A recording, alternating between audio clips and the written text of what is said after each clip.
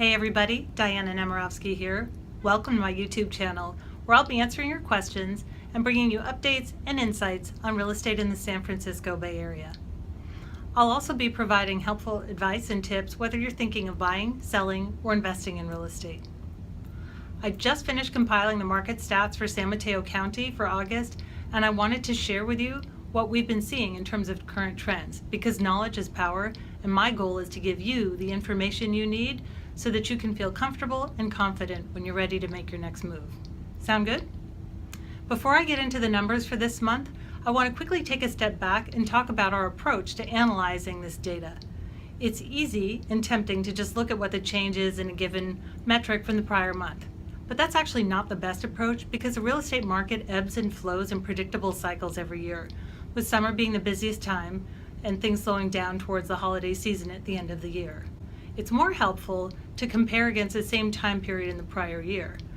But often the best thing you can do if you want to gain a clear picture of the overall trend is to look at a rolling 3 or 6 month average and then compare that average against the same time last year. That tends to even out some of the predictable ups and downs and gives you the best idea of where things are. For example, if we're looking at a rolling 3-month average now, we'd be looking at averaged numbers for June, July, and August this year versus those months last year. Okay, still with me? Let's jump in. First, let's look at median sales price. For single-family homes, prices are up 9.5%, looking at the average numbers from this summer versus last summer. Condo prices were up about 6%, looking at the same time periods. Next, let's take a look at the number of new listings coming on the market and the number of sales. Taken together, these two will give us a sense of whether the market is heating up or cooling down. For single-family homes, new listings were down 5%, while sales in the same period were up 2%. And we're seeing similar trends for condos, with new listings down 8% and sales up 7%. Take those two numbers together, and it's pretty clear that inventory, or the number of homes for sale, is even tighter now than it was last year, if that was even possible. We're seeing these trends mirrored when we look at months of inventory. You may be wondering, what is months of inventory anyway? The months of inventory is the amount of time it would take to sell all of the homes currently on the market right now if no other new homes came on the market. Let me give you a framework so you can understand what these numbers mean. 4 to 6 months of inventory is considered a balanced market, equally favorable to buyers and sellers. More than 6 months of inventory is considered a buyer's market, and less than 4 months of inventory is considered a seller's market. So in our local market, looking at all the inventory levels for this summer versus last summer, the supply or inventory of single-family homes is down a whopping 38%. The inventory of condos is down even further, 43% from last year. This is great news if you're a seller. If you're looking to buy, don't lose hope.